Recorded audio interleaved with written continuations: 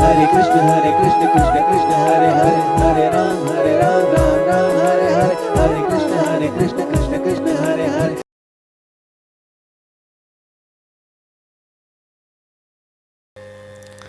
अब कथा आती है गजेंद्र मोक्ष की।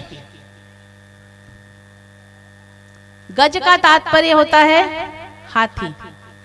त्रिकुट पर्वत पर गजेंद्र नाम का एक हाथी रहता था, राजा था। त्रिकुट पर्वत पूरे वन का, जंगल का राजा था। उसे बड़ा अहंकार था। उसकी 50 रानियां थी और 150 पुत्र थे, 150 पुत्र थे। एक दिन वो अपनी सब पत्नियों को और सब पुत्रों को लेकर वन में विहार करने गए। हाथी को जल क्रीड़ा करने का बहुत शौक होता है। जल में खेल रहे थे। खेलते खेलते गजेंद्र के पैर को ग्राह ने पकड़ लिया। ग्राह क्या होता है? मगरमच्छ।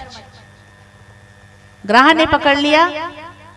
गजेंद्र बहुत ताकत लगाया बाहर निकलने के लिए, पर बाहर निकल नहीं पा रहा था। दिन प्रतिदिन उसे गजेंद्र अंदर चले जाता। ग्राह गजेंद्र को अंदर खींचते जा रहा था। बचाओ बचाओ कहा। पत्नियां आई पहले।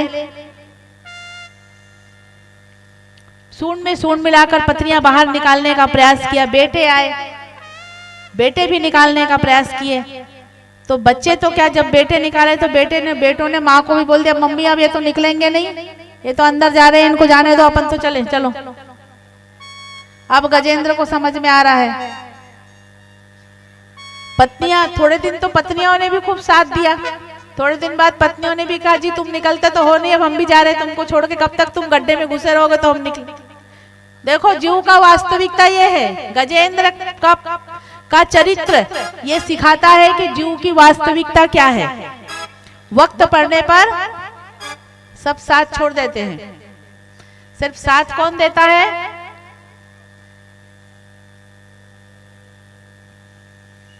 सच्चा साथी वही है। भगवान को अब गजेंद्र प्रभु को याद कर रहे हैं। गजेंद्र ने देख लिया, मैंने जिनके लिए अपना सर्वस्व पूरा जीवन दिया, सब धन दौलत इतना कमाया, राजा बना, इनको ऐशो आराम का जीवन दिया, आज मुझे सब छोड़कर चलेगा विपत्ति के समय में। तो आज गजेंद्र कह रहा है, प्रभु, अब प्रभु की याद आ रही है कि हे भगवान, तुम्हारे होते हुए मैं क्यों उदास। आप लोग भी भगवान से आज ये बोलकर जाइए कि भगवान आप साथ में हो तो हमारे आंखों में क्यों, और अगर हमारे आपके साथ होते हमारे आंखों में आंसू है तो ये ठीक बात नहीं है।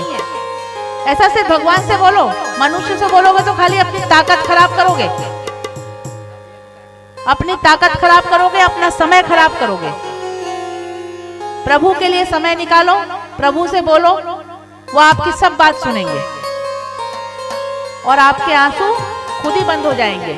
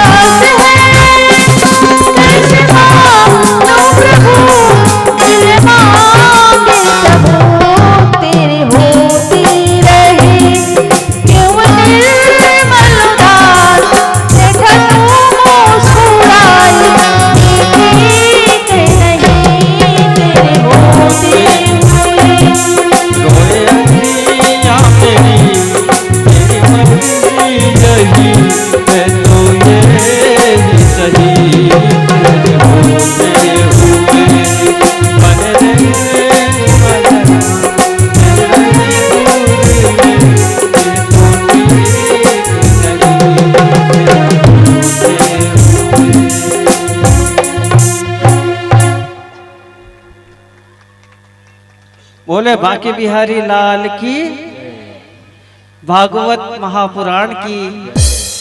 इस प्रकार गजेंद्र ने भगवान को पुकारा। श्री हरि दर्शन करने आए, दर्शन दिए गजेंद्र को और तुरंत भगवान अपने सुदर्शन से पहले ग्राहकों का वध किया, गजेंद्र को बाद में निकाला। अब आगे सुनो, ध्यान से सुन लेना। राष्ट्रीय परीक्षित पूछते हैं भगवान को पहले गजेंद्र को निकालना था, पहले ग्राह के पीछे क्यों पड़ गए? भगवान चाहते तो खींच के निकाल देते। सुखदेव जी से प्रश्न कर रहे हैं तो सुखदेव मुनि कह रहे हैं जो भक्त के चरण पकड़ ले उसका बेड़ा पार पहले हो जाता है। इसलिए जो भक्ति करे, तो जो भक्ति बहुत कर रहा है तो उसके संग हो लो, तो अपने आप अपना भी उद्धार हो जाएगा।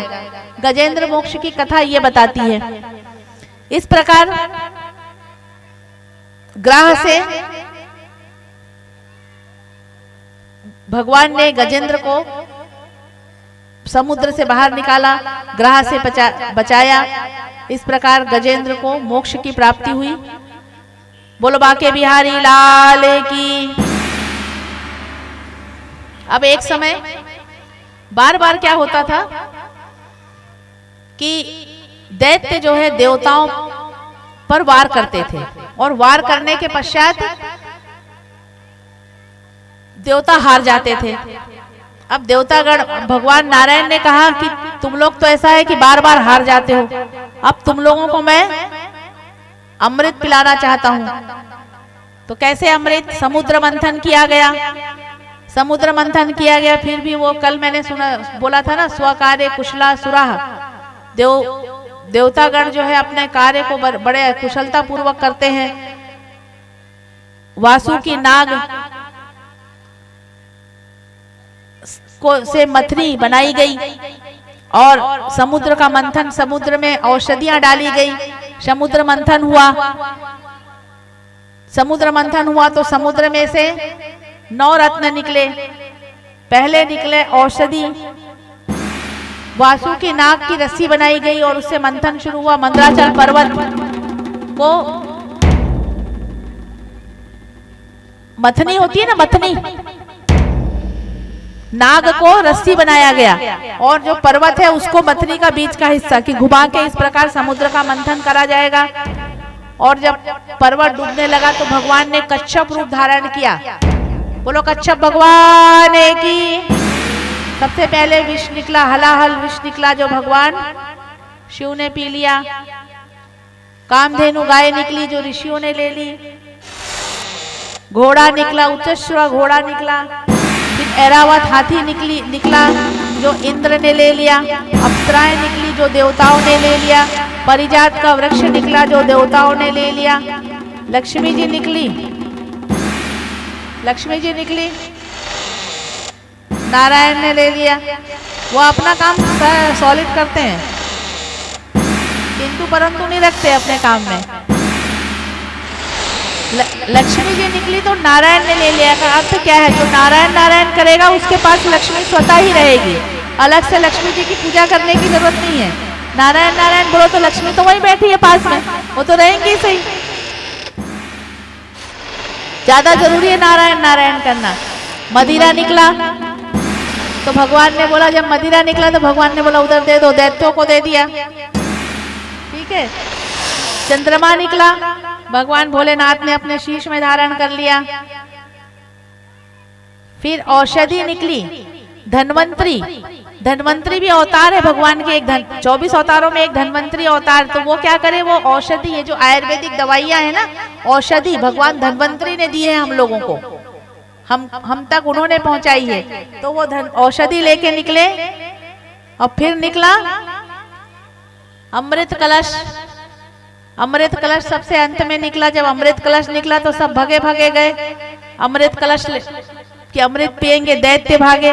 भगवान ने क्या किया? मोहिनी रूप धारण कर लिया। तो दैत्य लोग अमृत कलश की तरफ तुम नहीं देखे, वो मोहिनी को देखने में लग गए। मदिरा तो पी लिए थे, मदिरा निकला तो दे ही दिया था, मदिरा पान करवा दिया और मोहिनी को देखने लगे पीछे पीछे। मोहिनी ने बिल्कुल छम छम पायल बजाई, बोली चलो चलो सब लाइन से बैठो, मैं सबको अमृत पिलाती हूँ। दैत्य लोग बिल्कुल बैठ गए, उनकी बात मान ली मोहिनी, क्योंकि अगर मोहिनी रूप धारण नहीं करता तो कोई बात नहीं मानता। अगर भगवान मोहिनी रूप धारण नहीं करते तो दैत्य और देवताओं और दैत्यों में फिर देवासुर संग्राम शुरू प्रारंभ हो जाता, फिर युद्ध प्रारंभ हो जाता। तो इस प्रकार क्योंकि उनको अमृत तो देवताओं को पिलाना था, भगवान अमृत कलश लिए और अब वहां से जो है राहु सूर्य और चंद्रमा के बीच में आके बैठ गए। भगवान अमृत पिलाते जा रहे हैं, देवताओं को दैत्यों को बोल रहे हैं, हाथ दिखा दिखा के नाच रहे हैं और धीरे धीरे देवताओं को पिलाते जा रहे हैं। उतने में सूर्य चंद्रमा ने इशारा कर दिया कि पीछे दैत्य बैठा हुआ है। भगवान ने अपना सुदर्शन से काटा तो पहले राहु एक ही था, अब राहु केतु दो हो गए, जो अपने पूरे जीवन में पूरी पत्रिका देख लेना कि अपना मतलब पूरी पत्रिका में जब भी जाओ तो बस बोले राहु का प्रभाव, केतु का प्रभाव है, इसकी दृष्टि है, बस राहु की दृष्टि से पूरी दृष्टि से शुभ ग्रह भी अगर पत्रिका में बैठे रहते हैं और अगर राहु की दृष्टि रहती है उस ग्रह पे तो वो उस ग्रह का फल नहीं, इतनी खतरनाक दृष्टि होती है कि उस ग्रह का कोई फल प्राप्त नहीं हो पाता है। पंडित कहते हैं ना, ऐसा बताते हैं, आप लोग जानते हो, बोले ये ग्रह तो इनके अच्छे बैठे हैं पर इनमें राहु की कुदृष्टि है। आप लोगों को भी अगर बताया जाए तो राहु शांति के भी कोई लाइटली मत लिया करो, प्रयोग होते हैं। आप लोगों को भी अगर बताया जाए तो जरूर शांत करना चाहिए, ऐसे लाइटली मत लिया करो। अगर राहु का दोष बताया जाए तो राहु तब दोष को जरूर शांत करना चाहिए, पाया जाएगा। जब तक आप बहुत अधिष्ट नहीं करोगे पूरा तब तक आपकी पत्रिका में दोष ही पाई जाए, पूरा जीवन पाया जाएगा और आप तकलीफ में रहोगे और बहुत अधिक तकलीफ में रहते हैं। दृष्टि होती है, पूरा जीवन निकल जाता है, पूरा जीवन मनुष्य तकलीफ में रहता है। अगर राहु की समुद्र मंथन हुआ की दृष्टि होती है किसी शुभ ग्रह पे तो इस प्रकार संग्राम हुआ और समुद्र मंथन हुआ में क्या हो गया, अब क्योंकि देवतागण अमृत पी चुके थे, देवासुर संग्राम हुआ और देवासुर संग्राम में क्या हो गया, अब क्योंकि देवतागण अमृत पी चुके थे, अब जब सब दैत्य हार गए, अमर हो गए, दैत्यों को हरा दिए, शुक्राचार्य जीवित थे। अब जब सब दैत्य हार गए और राजा बलि गुरु शुक्राचार्य जीवित थे, प्राण थे, गुरु शुक्राचार्य ने अपनी संजीव बुद्धि से राजा बलि जीवित किया। थोड़े थोड़े से जीवित करने के पश्चात राजा बलि से 100 यज्ञ करवाए। शुक्राचार्य ने अपनी 100 यज्ञ करवाने के पश्चात जीवित किया। जीवित करने के पश्चात राजा बलि से 100 यज्ञ करवाए। अब जाओ 100 यज्ञ करवाने के पश्चात चढ़ाई करो, स्वर्ग पे चढ़ाई से कहा कि अब जाओ राजा स्वर्ग पर चढ़ाई करो। चढ़ाई किया और तीनों लोग को जीत लिया। स्वर्ग पे चढ़ाई करने के तीनों लोग को राजा बलि ने स्वर्ग पर चढ़ाई किया और तीनों लोग को जीत लिया। पुनः तीनों लोग को पे फिर वही मारे जीत हासिल कर ली, फिरने लगे, घूमने लगे यहाँ वहाँ। पुनः देवतागण फिर वही मारे कौन है, फिरने लगे, घूमने लगे यहाँ वहाँ। देवताओं की माँ कौन है, अदिति। कश्यप ऋषि की 2 पत्नी बताई थी, अदिति और आदिति। देवताओं की माँ कौन है, अदिति जो दैत्यों को जन्म दे, आदिति जो देवताओं को। कश्यप ऋषि की 2 पत्नी बताई थी, अदिति और आदिति। समस्त देवताओं की माता है आदिति। अदिति जो दैत्यों को जन्म दे, आदिति जो देवताओं को का आह्वान करे, देवताओं को जन्म दे। समस्त देवताओं की माता है आदिति। माता आदिति बड़ी निराश रहने लगी, संकट में हो। कश्यप जी ने पूछा, देवी आजकल तुम बहुत निराश रहती हो, क्या बात है। कश्यप जी ने कहा, माता आदिति ने कहा, जिनके पुत्र संकट में हो वो माँ कैसे प्रसन्न रह सकती है। कश्यप जी ने कहा, तुम्हारे पुत्र जो है वो पतिदेव नियम धर्म का पालन नहीं करते हैं, इसीलिए उनकी बार बार ये दशा होती है। चाहिए पतिदेव जो माता आदिति ने पतिदेव से कहा दैत्यों को हरा सके कि मुझे ऐसे पुत्र। कश्यप जी ने कहा, इतना चाहिए दैत्यों को जो क्योंकि दैत्य सब नियम दैत्यों को हरा सके। कश्यप जी ने कहा, इतना आसान नहीं है दैत्यों को अब हराना, क्योंकि दैत्य सब नियम धर्म से चलना प्रारंभ कर दिए थे। माता आदिति ने कहा, नहीं कुछ तो करना पड़ेगा, और तेरे पुत्र तो बार बार नियम छोड़ देते हैं इसलिए वो हार जाते हैं। फिर भी माता आदिति ने कहा, नहीं कुछ तो करना पड़ेगा। पयोव्रत आता है। कश्यप जी ने कहा, वेद पाठी ब्राह्मण से जाकर फाल्गुन मास में करना हो, अगर एक पयोव्रत आता है, संतान चाहिए किसी वेद पाठी ब्राह्मण से जाकर पूछना, जिनको करना हो, अगर कई बार जिनको पुत्र संतान चाहिए नहीं हुआ है, जिनके यहाँ पुत्र नहीं हो रहा है, या जिनको संतान हो भी नहीं रही है, मान लो कई बार होता है ना, देखो काफी समय से संतान नहीं हुआ है, या कुछ माता ऐसी होती जिनको पुत्र, और हमने मनुष्य चाहिए है, तो हम इस माया से तो बोल, देखो पुत्र और पुत्रियां दोनों ही आप लोग घर में जरूरी है, और हमने मनुष्य जीवन लिया है, तो हम इस माया से बोल, फाल्गुन मास में ही आता है, तो कोई आप लोग छूटोगे नहीं इन चीजों से। तो कश्यप ऋषि ने पयो व्रत का बताया, जो फाल्गुन मास में ही आता है, ये अभी फाग उत्सव चल रहा है ना, तो फाल्गुन मास में आता है, इस व्रत को किया जाता है विधि विधान पूर्वक। माता आदिति ने भी इस व्रत को किया, 9 मास पूर्ण हुए, 9 मास जब पूर्ण हुए तो भगवान वामन भाद्रपद के शुक्ल पक्ष को द्वादशी तिथि, भाद्र पक्ष के शुक्ल पक्ष के द्वादशी तिथि को भगवान वामन प्रकट हुए। बोलो भगवान वामन की, वामन भगवान की। देवता कभी गर्भ से जन्म नहीं लेते, प्रकट होते हैं। प्रकट हुए, माता आदिति ने उनका वंदन किया। भगवान ने कहा मेरे इस स्वरूप का दर्शन करो, विराट स्वरूप का दर्शन करो। शंख चक्र गदा पद्म लिए भगवान दर्शन दे रहे हैं। नारायण बोले मेरे इस स्वरूप का दर्शन करो, जल्दी कर लो दर्शन, मैं ज्यादा देर के लिए तुम्हारे पास नहीं आया हूँ, बहुत ज्यादा देर नहीं रुकूंगा। दर्शन किए और दर्शन करने के पश्चात छोटे 7 वर्ष के बालक बन गए और बोले बिल्कुल हट्टे कट्टे गोल मटोल, बिल्कुल बड़े बड़े सुंदर मनोहर, बिल्कुल मनोहारी छवि लेकर भगवान वामन बन गए और बोले मेरा यज्ञोपवीत संस्कार करो। यज्ञोपवीत संस्कार हुआ। उन्हें माँ सरस्वती ने स्फटिक की माला दी। भगवान भोलेनाथ ने बाघंबर पकड़ाया। अब बृहस्पति भगवान के पास गए, बोले गुरु दक्षिणा लेकर आओ। तो बोले कहाँ जाऊं गुरु दक्षिणा? बोले राजा बलि यज्ञ कर रहे हैं, वहां जाओ, अच्छा जजमान है, वहां अच्छी दक्षिणा मिलेगी। गए वामन भगवान, छत्र लिए, दंड लिए, बड़ा मनोहर सी छवि के दर्शन करिए। आप लोग भी दर्शन करिए आंखें बंद करके। और भगवान गए राजा बलि के द्वार पर और खड़े हो गए और कहने लगे भिक्षाम देहि, भिक्षाम देहि कहने लगे राजा बलि।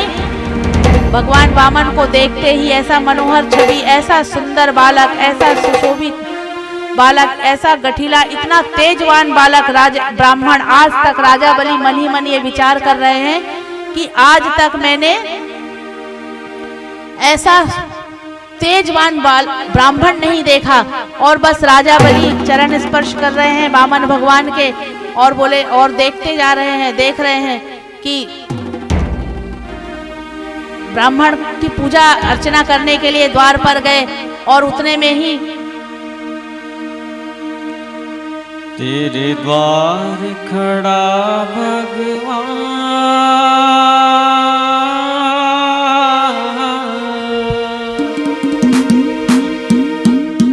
तेरे द्वार खड़ा भगवान, भगत भर तेरे झोली, हाँ भगत भर तेरे झोली। आपके सामने खड़ा झोली फैलाए बाबा भगवान आ गए हैं। झोली ओ भगत भर तेरे झोली। देखो तेरा ओ बाबा भगवान आ गए हैं।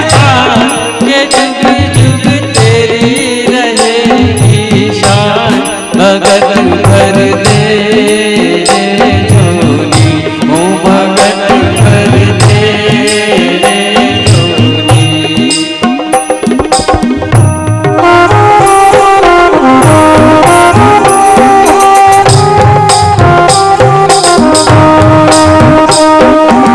डोलती है सारी धरती देख रे, डोला गगन है सारा।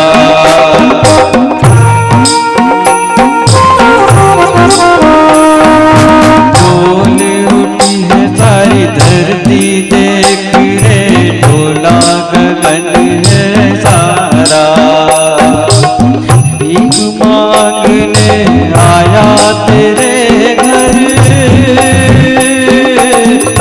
जगत का पालनहारा रे, जगत देखो बावन भगवान आपके द्वार पर आए हैं, मैं झोली भिजवा रही हूँ, सब दान डालना जिससे जितना हो सके। तेरा मेहमान करके मुझसे तू जरा पहचान, भगत भर दे झोली, ओ भगत भर दे झोली, भगत भर दे झोली।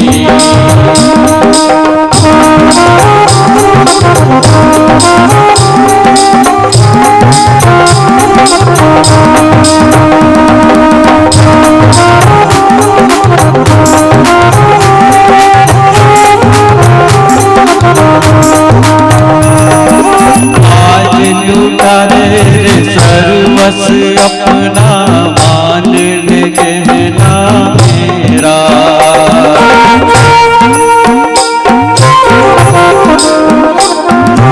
आज लूटा दे सर्वस अपना, मान ले कहना मेरा। मिट जाएगा पल में तेरा, जन्म जन्म का मेरा रे, जन्म जन्म का मेरा। तू छोड़ सकल अभिमान, हमारे घर दे तू अपना लाल, भगत भर दे झोली, ओ भगत भर दे झोली। द्वार खड़ा भगवान, भगत भर दे झोली, भगत भर दे झोली, भगत भर दे झोली, भगत भर दे झोली।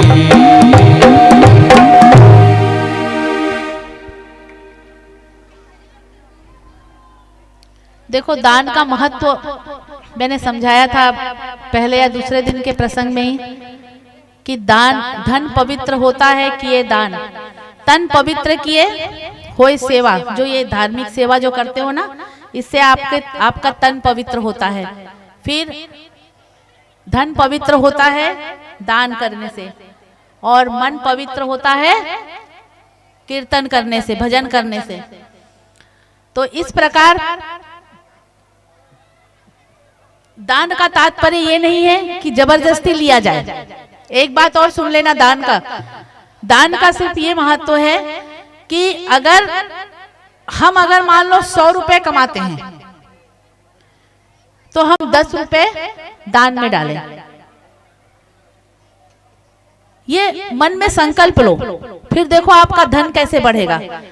अगर मान लो एक कुआं है और उस कुएं में से जल ना निकाला जाए, अगर उस कुएं से जल ना निकाला जाए तो कुएं का पानी क्या होगा? दूषित हो जाएगा, काला पड़ जाएगा।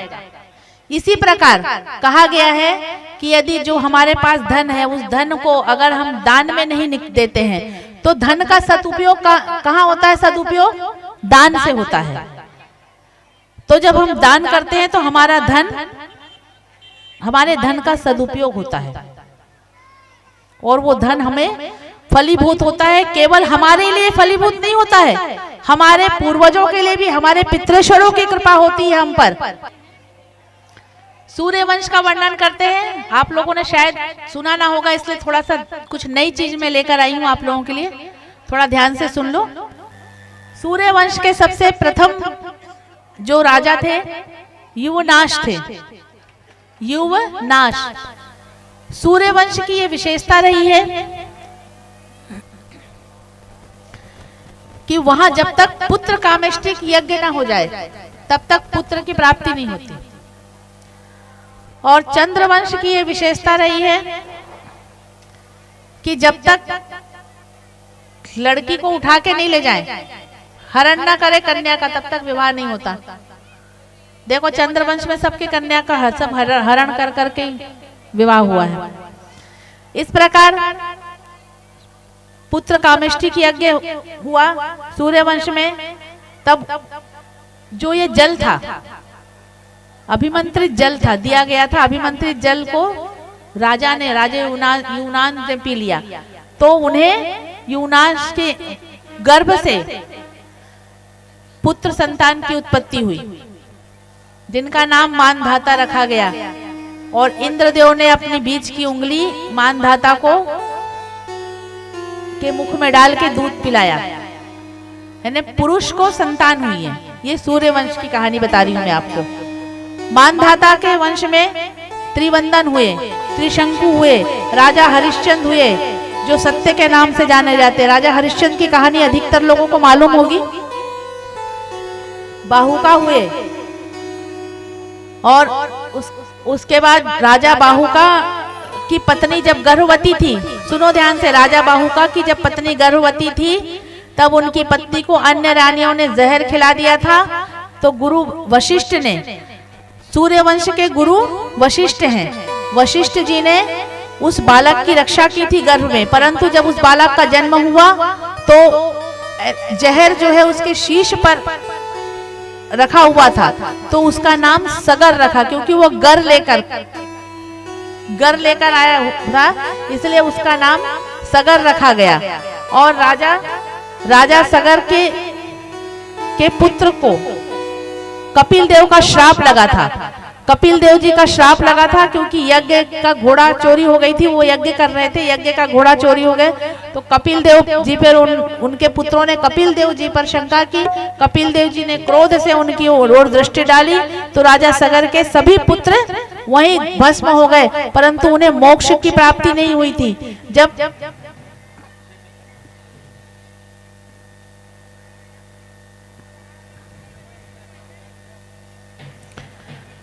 जब मोक्ष की प्राप्ति नहीं हुई तो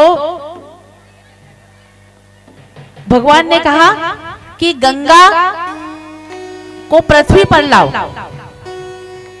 अब यहाँ राजा बलि के द्वार पर वामन भगवान भिक्षा मांगने गए। राजा बलि बोले, आप मुझसे मांगे, आपको जो मांगना है, जितना मांगना है, मैं आपको अपना सर्वस्व देने को तैयार हूं। तो भगवान वामन ने कहा कि मुझे सिर्फ 3 पग भूमि चाहिए, 3 पग भूमि चाहिए। राजा बलि कहते, तुम्हें तो मांगना भी नहीं आता है। अरे मांगे होता तो कुछ मेरी हैसियत देखकर मांगा होता। बोले नहीं, मुझे तो 3 पग भूमि चाहिए। गुरु शुक्राचार्य ने अपनी दिव्य दृष्टि से देख लिया था कि ये नारायण है। राजा बलि को मना किया कि कोई संकल्प मत लो, तो वामन भगवान कहते हैं संकल्प दो कि 3 पग भूमि तुम दोगे। राजा बलि कहते हैं हाँ, संकल्प करवाओ, संकल्प। गुरु शुक्राचार्य मना कर रहे हैं कि नहीं, संकल्प नहीं लेना, नहीं देना है, पर राजा बलि माने नहीं। तो उसके पश्चात जो है राजा बलि ने संकल्प किया वामन भगवान को 3 पग भूमि देने के लिए। शुक्राचार्य मना कर रहे थे, गुरु माने नहीं, अपने शिष्य को श्राप दे दिए, तू श्रीहीन हो जाएगा। और इस प्रकार जब वो संकल्प ले रहे थे तो कमंडल में से जल, वामन भगवान कहते तुम्हारा गुरु संकल्प नहीं ले रहा है तो तुम ही कर लो। अब जैसे ही बोले लाओ मैं संकल्प करवा देता हूँ, जैसे ही कमंडल में से जल निकाले तो शुक्राचार्य गुरु ने सूक्ष्म रूप लेके कमंडल की नली में बैठ गए। अब वामन भगवान ने एक तीर निकाला और उस कमंडल में छेद कर दिया। गुरु शुक्राचार्य की एक आंखें फूट गई, श्राप दे दिया, अब तू मेरी बात नहीं मान रहा है, श्रीहीन हो जाएगा। इस प्रकार राजा बलि ने वामन भगवान को 3 पग जमीन देने के लिए संकल्प किया। भगवान ने एक पहला पग रखा, जैसे ही एक पग रखा आसमान पे, ब्रह्मा जी ने उनके चरण धोए और चरण धोए तो वहां से गंगा जी प्रकट हुई। जब भगवान के चरण धुले थे, ब्रह्मा जी ने चरण धोए, तब गंगा जी वहां से प्रकट हुई। बोलो गंगा महारानी की। इस प्रकार दूसरे पग में 3 पग में संपूर्ण पृथ्वी नाप ली। फिर भगवान ने कहा, वामन भगवान ने कहा तीसरा पैर पग कहाँ रखूं? राजा बलि ने अपना शीश झुका दिया।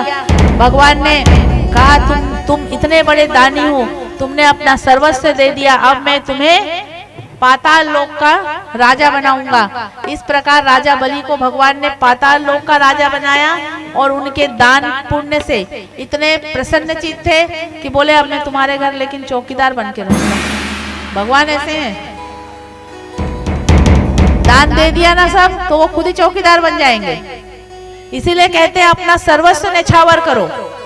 अपना सर्वस्व दे देगा ना तो तुमको घर में ताला लगाने की जरूरत नहीं पड़ेगी, वो चौकीदार खड़े ही रहेंगे। पर इतना विश्वास होना चाहिए, फिर भी तुम ताला लगा के आओगे क्योंकि तुमको विश्वास ही नहीं है। बोलोगे हाँ हाँ यहाँ गर्दन हिला दोगे लेकिन फिर भी घर में ताला लगाओगे। विश्वास भगवान कहाँ पाए जाएंगे, कहाँ मिलेंगे और कब मिलेंगे और कैसे मिलेंगे? भगवान हमारे विश्वास में मिलेंगे। प्रहलाद जी का विश्वास देखो, खंबे से उनका विश्वास ही तो था कि खंबे से प्रकट हो गए। आप भी विश्वास करो, प्रकट हो जाएंगे। इस प्रकार गंगा पृथ्वी पर आई, गंगा निकली, ब्रह्मा भगवान नारायण के चरणों से गंगा निकली है। अब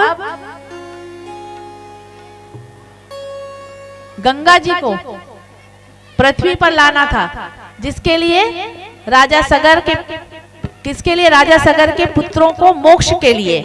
तो अंशुमन ने तप किया, गंगा प्रसन्न नहीं हुई।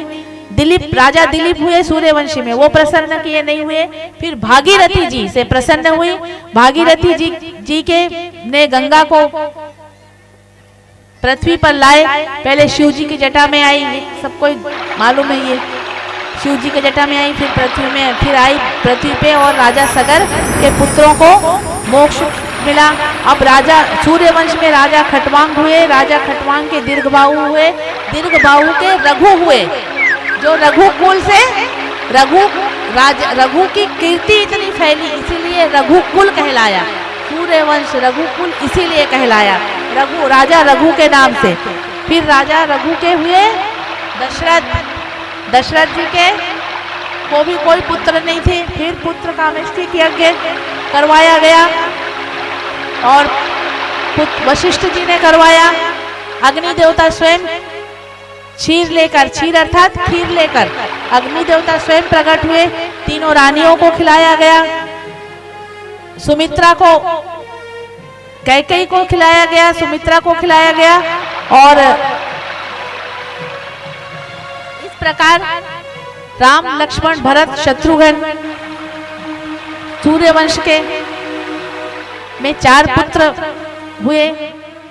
जब चैत्र मास के शुक्ल पक्ष के 9वीं तिथि को ठीक 12 बजे मेरे प्रभु का प्राकट्य हुआ।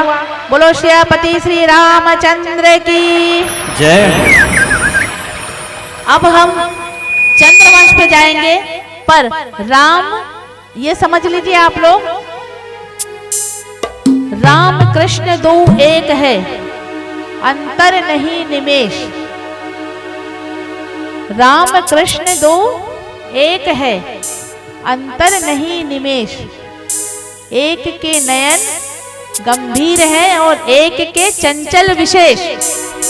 ये हमारे चंचल हैं, इसीलिए आप लोग भी चंचल हो, आप लोगों का मन भी नहीं लगता है। जग में सुंदर है दो नाम, ताली सेवा करते हुए इस भजन का आनंद लें और तालियां जोर से बजनी चाहिए। बोलो राम राम राम, बोलो श्याम श्याम श्याम, बोलो राम राम राम, बोलो श्याम श्याम श्याम।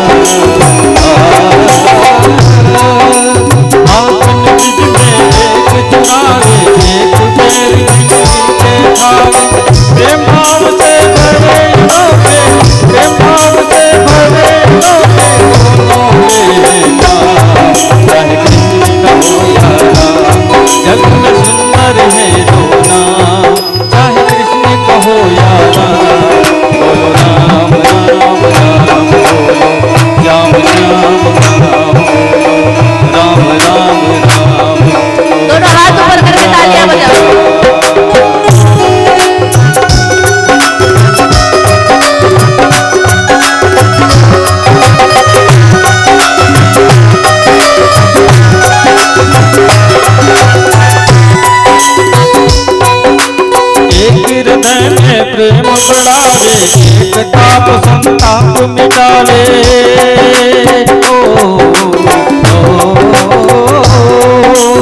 एक हृदय में प्रेम बढ़ावे, एक ताप संताप मिटावे। दोनों सबके सागर हैं, दोनों सबके सागर हैं, और दोनों पूर्ण काल है। बोलो या राम जग में सुंदर है दो नाम, कहो या राम बोलो राम।